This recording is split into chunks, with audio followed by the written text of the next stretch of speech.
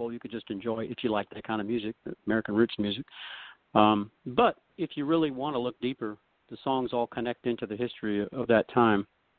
And I've got a lot of good feedback about it and a lot of good critical reviews about it. And maybe it's because it's about something. It's not just some songs, which is also fine.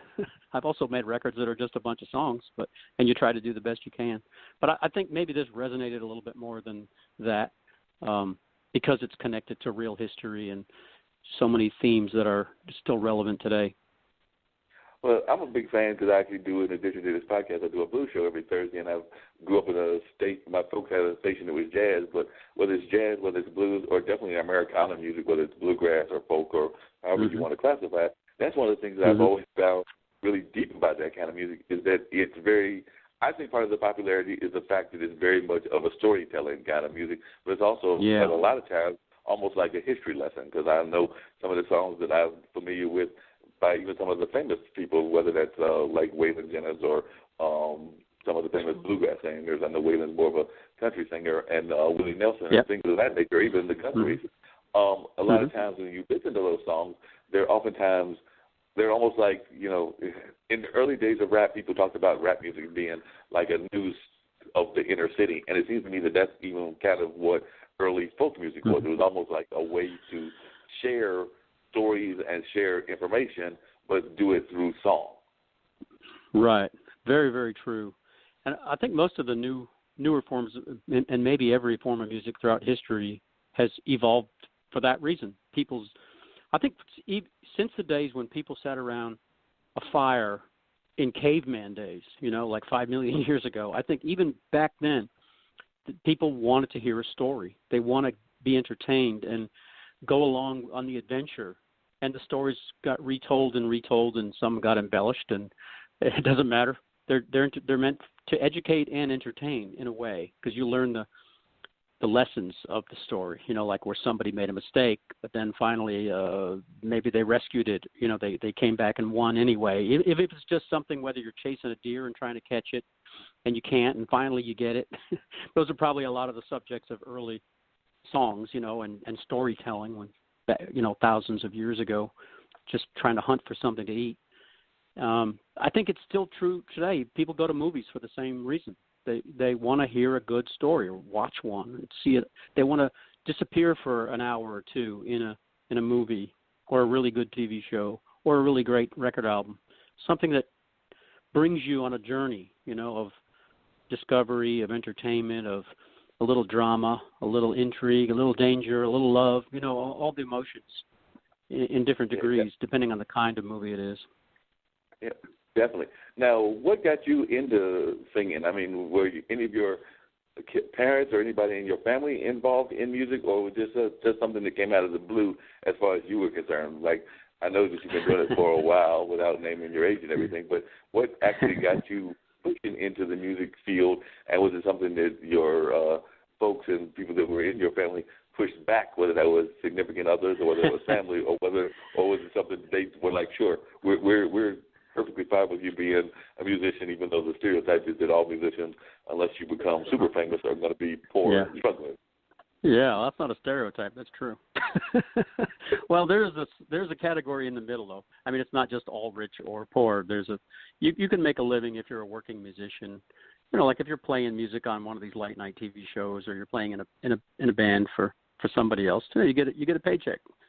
Trying to be your own artist, though, like, and trying to be another star like Willie Nelson or Waylon, like you just mentioned, that's really hard. The odds are astronomical against you. So you got to really love doing it. But to answer your question, my family was kind of musical, but none of them were really in music. My mother played the piano very well. She took a lot of lessons. She used to play it at parties and that kind of stuff. But she never tried to be a professional. It did sort of come out of the blue with me. I don't know anybody in my family history that was a professional, like a full-time musician. I was always going to be an artist my whole life, because that's what I was very good at when I was a little kid, and I could always draw pictures and that kind of thing. So everybody assumed I'd be an artist. But then I got bit by it, and my parents weren't terribly happy about it, but they eventually accepted it. they eventually accepted it. I think we got another caller also, but don't go anywhere. I still want to continue the conversation with you. But before we bring in the other caller, I just have one other quick question because it may even tie in with the other caller and everything, which is one of the other things I read about you was that you formed this organization, which apparently is a way for a lot of other independent artists to get together, and y'all have even done concerts together all over the country. So I think you formed it with one of your business partners. So how did that all come about? Yeah, a few years ago, my partner in starting the Indie Collaborative now, Eileen Sherman, we were acquaintances. We didn't really know each other that well, but we knew of each other because we're both in the Grammys. We're members of the Grammys.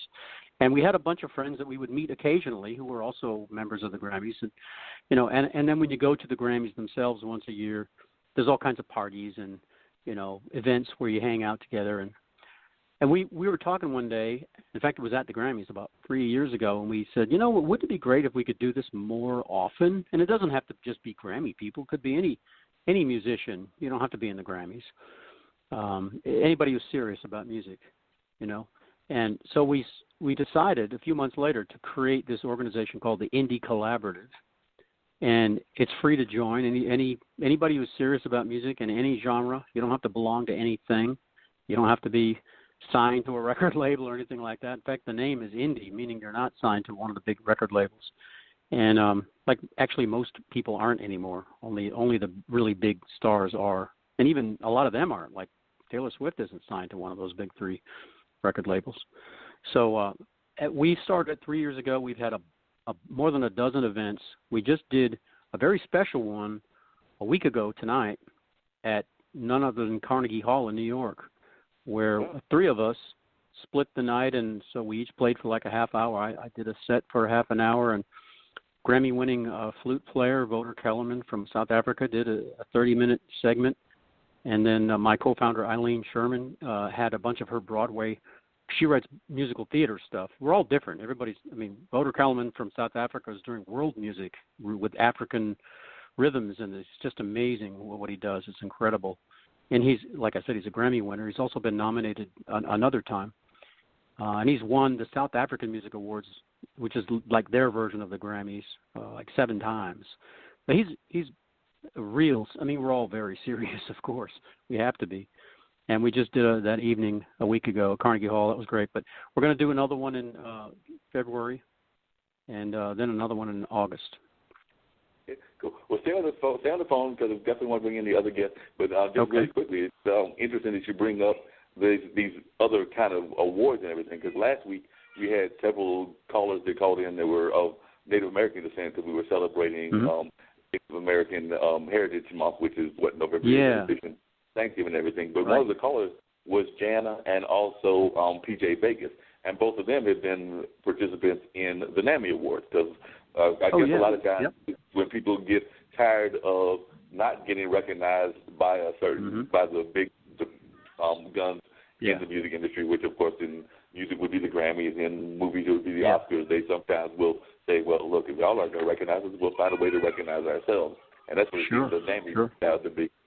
But I'm going to find out who else is on the line, but definitely stay on. Dean, who else we got? We got Scoob-Doo coming in to the show. Thanks for calling Straight Talk with Dean and Mark. Scoop, you on the line. Hey, what's going on, fellas? What's going on, man? How y'all guys doing tonight, man? Doing real good. We've got Grant Maloy Smith, who's actually calling us from the Rhode Island area, which is where he's based at, even though he's from the South. And you're actually based in the South. It's a hip-hop artist. And if I understand, you are based in Houston. Yeah, Houston, Texas, man. H-Town, man. Down south, but we love everybody.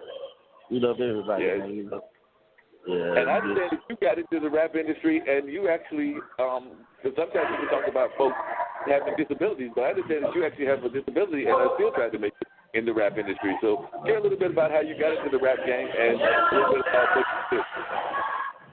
Okay, well, I don't have a disability or anything, but basically, man, I started freestyling, you know what I'm saying, with my friends. We used to freestyle and everything, and the guys would be like, man, you really got it, And so I started taking it serious. I I want to say about 2006. Started taking it serious. Started going to the studio recording. And dropping hits. And we started doing shows in 2008 and 2010. Started going around hitting open mics and competing against other rappers trying to win a bucket, and get some recognition. But I was all inspired by, what got me into music, what made me love music is Michael Jackson and Tupac. You know what I'm saying? Those are my two favorite artists ever to take the microphone. Wow. They just yeah. Now when you were in school, were you actually like a lot of rappers? Were you one of those people that was very much outgoing in terms of being in school, or were you like one of those shy folks in school? Yeah, I did school. I actually, you said high school, right? Finished in school. Uh-huh. I didn't. In school, I actually didn't even start rapping. I was, I graduated from school before I actually started rapping and putting out music. So In school, were you shy, or were you actually involved in a lot of other things? Were you involved in sports? Because I know the area you grew up is actually a rough area, because you grew up in the ninth ward of Houston. Oh, yeah. I was known all around the school. I played baseball, and my main thing is swimming, though. I swim. I was Michael Phelps in my school because it's a black school, and it was only 4 of us swimming, So I was like the little Michael Phelps in my school, man. Everybody knew who I was. I played in the band. I used to play in the, in the drum section. I played bass, and I played tenor. I played in the jazz band. I actually had that for a class, So, my extracurricular was, swimming mostly. But I stayed. I was in ROTC, man. I stayed in some kind of program, My parents kept me in something, Yeah, and what made you decide to go into the rap industry? Well, I fell in love with the crowd. When I used to record myself. Once my friends got to telling me, they encouraged me that I was good, I got to record myself, to okay myself. And when I got to hearing myself, because I always been a fan of rap. I always been a fan of rap music, That's what made me feel like, okay, well, man, I need to try to do this thing, man, and see if I can, get on the microphone and put some music out. It was me being motivated by my friends, mostly. Being motivated by my friends, just telling me, hey, man, you got it. You need to try this right here. You're not the average guy. You're not the average dude that's just out here rapping and saying anything. You actually telling a story when you rap.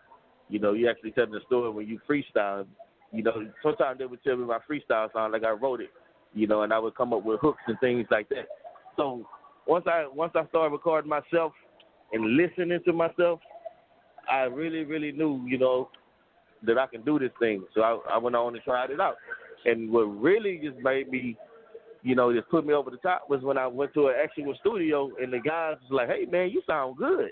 The studio, the producer would be excited about me coming to the studio, more than just making some money.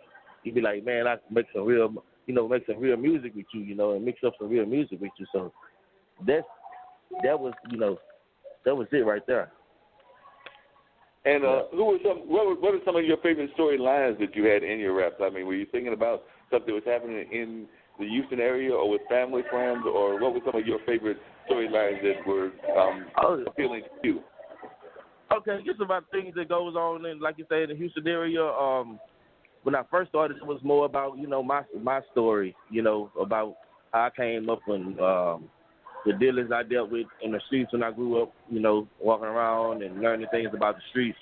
But I got a lot of storylines. Like I got a storyline about a girl when I used to stay in New Orleans that played me, man, and I told my story about it, because it was a story that people need to hear, and it came out good too. It's called The Baddest Bitch in Town, and it was how she baited me into the New Orleans life. I was new from Houston. She was so hot, and she played this game with me to where she manipulated me, and you know, I fell for it because I thought I was the shit, you know. So, you know, that was one, you know, I